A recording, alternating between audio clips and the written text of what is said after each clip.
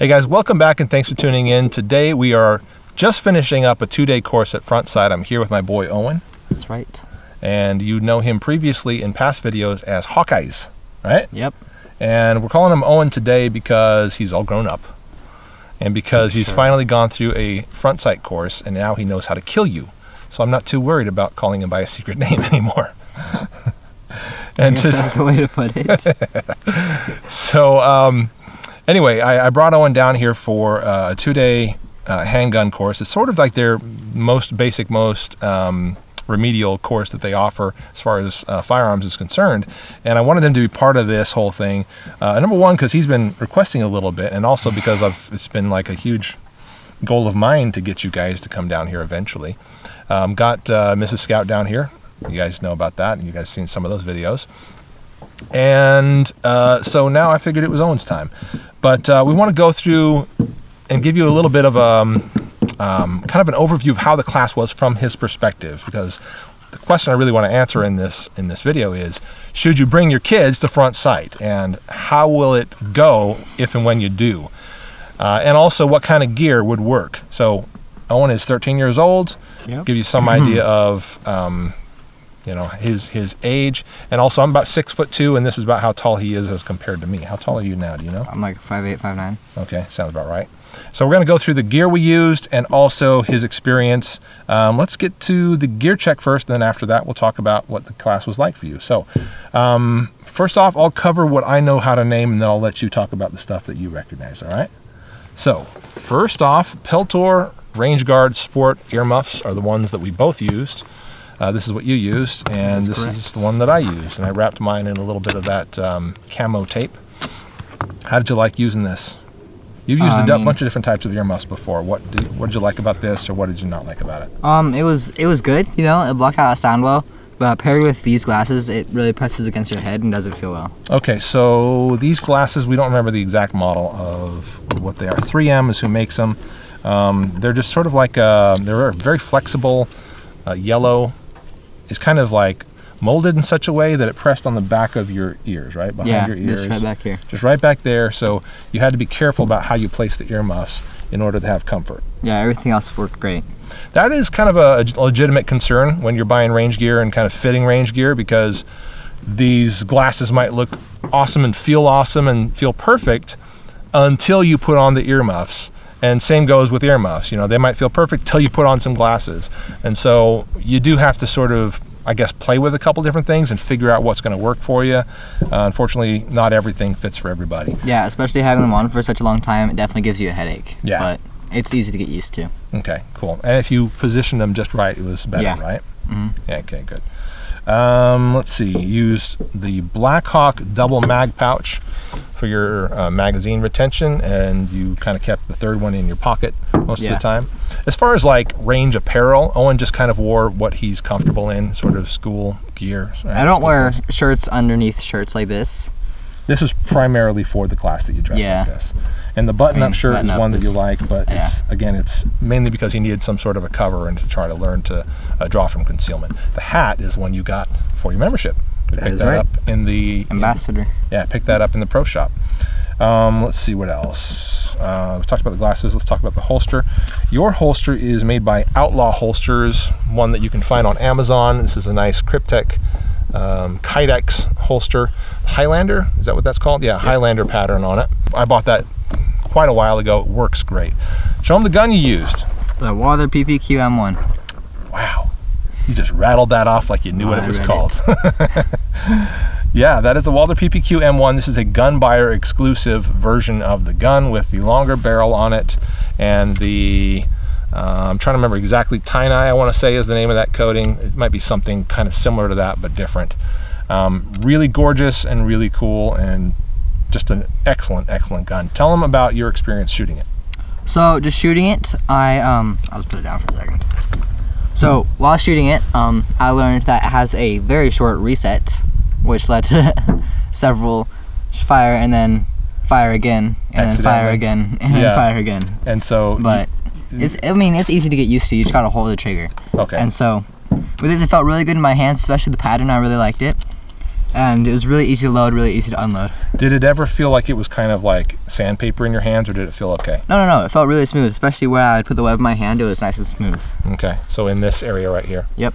So one thing to point out for the guys watching at home, I did actually go ahead and take the smallest back strap that it comes with, because it is adjustable as far as the panels, or at least as far as the back strap is concerned. You can pop them out, get fatter and fatter ones for meatier and meatier hands, or smaller ones if you like to have kind of a smaller grip, or if you need a smaller grip.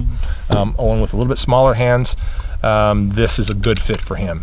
So it's got a decent texture on it, but it's not sandpaper. You know, it's actually pretty nice feeling on your hand. It's a really great grip, and it doesn't hurt. It doesn't make your hands raw or anything. Yeah. It feels great. Yeah. As far as how it works, like the slide lock and the mag release, because this is the M1, which has the trigger.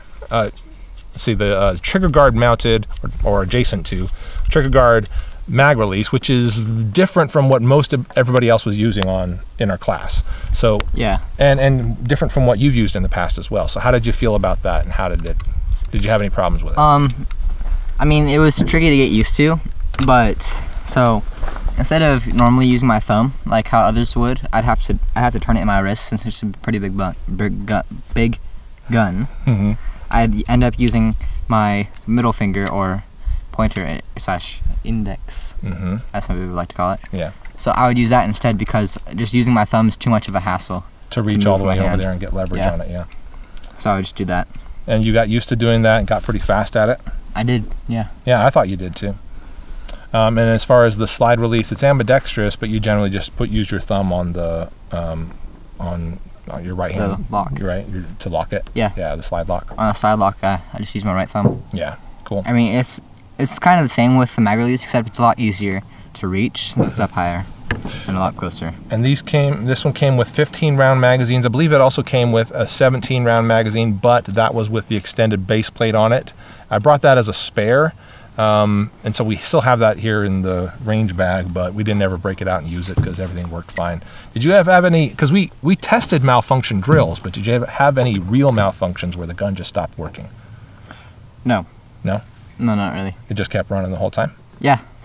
I mean, the malfunction training was actually really easy, and it was quick. It was easy to catch on to really quick.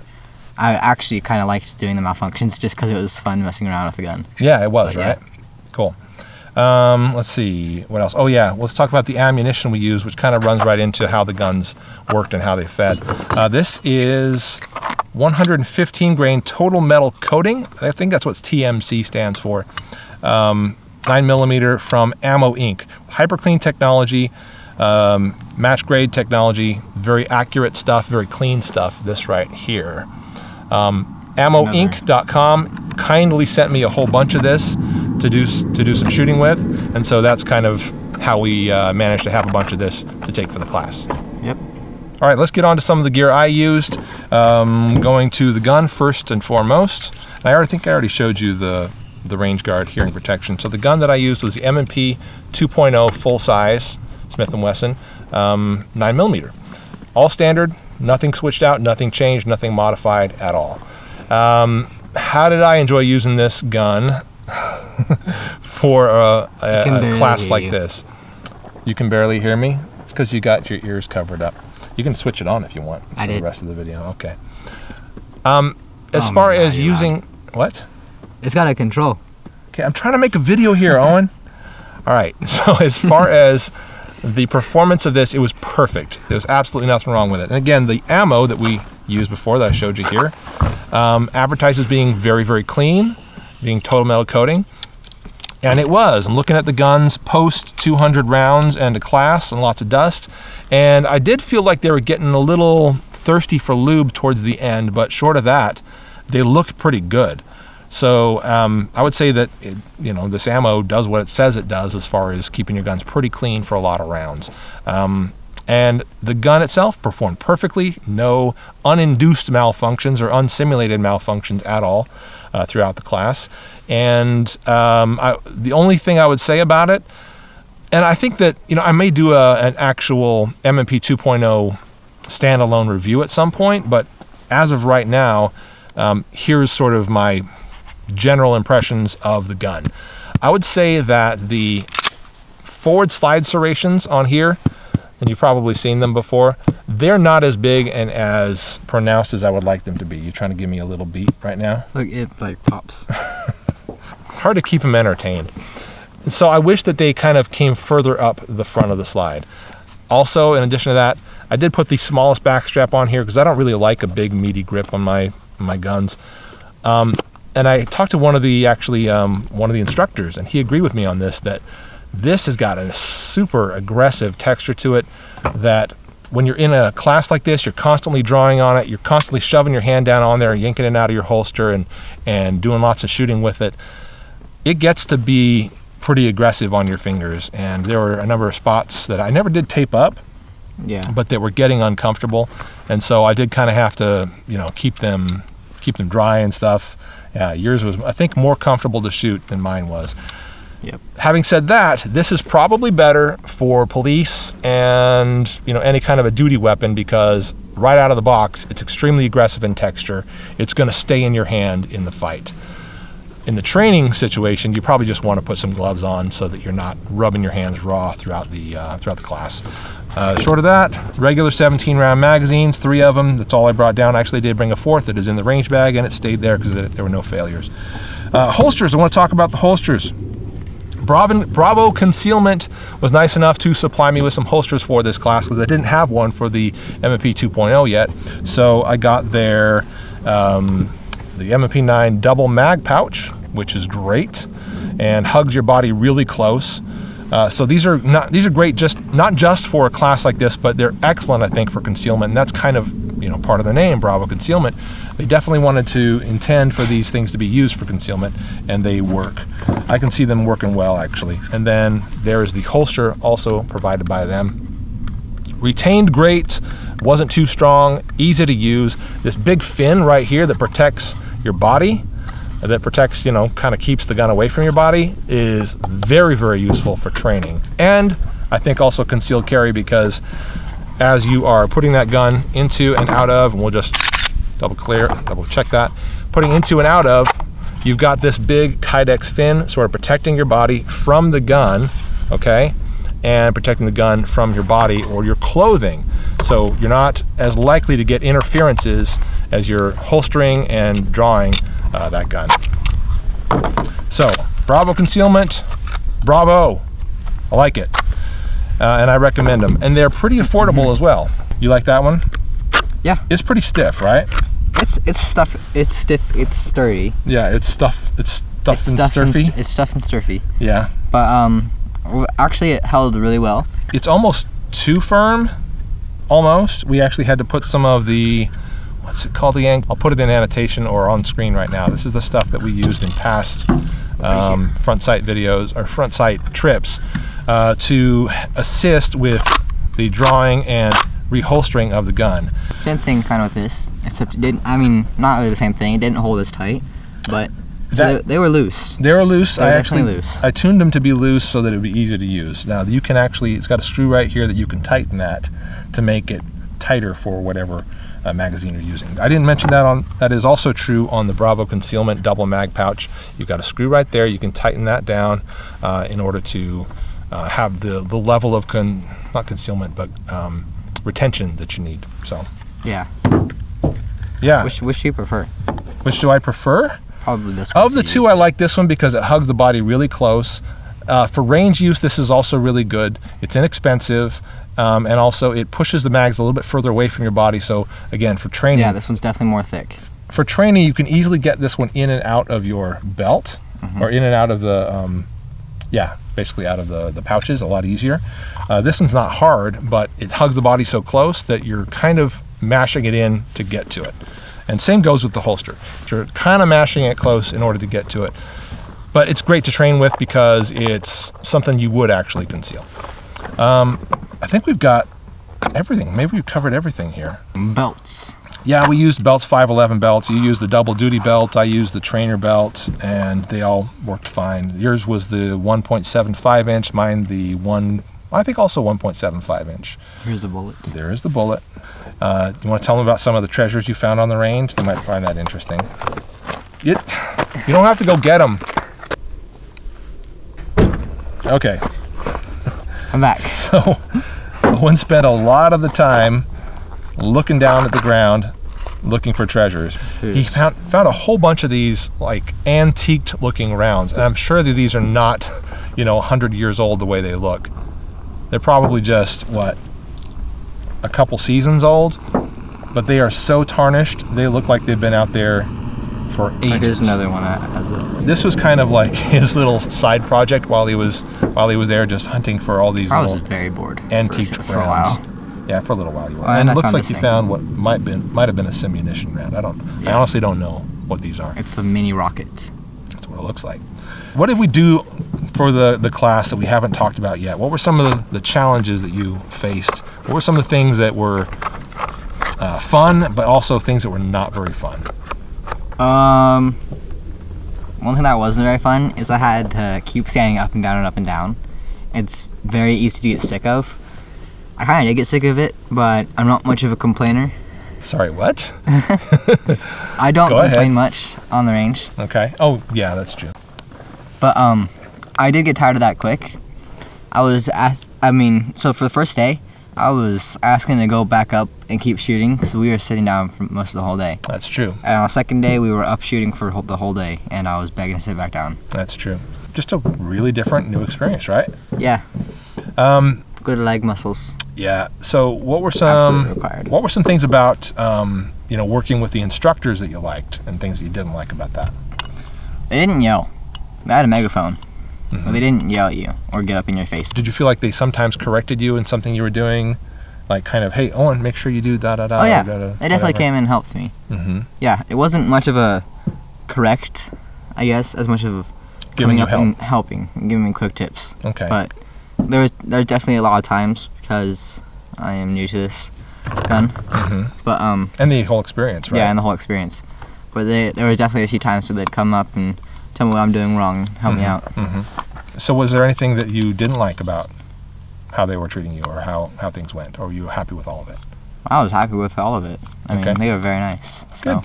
Cool. Excellent. I thought they were too. I was actually really impressed with how good they were with you, and what a good job they did of teaching somebody your age, because it's working with adults versus working with kids. It's really different, and versus working with me. Yeah, and so they did a good job. I thought they did a great job. Did you have fun? Yeah. Yeah?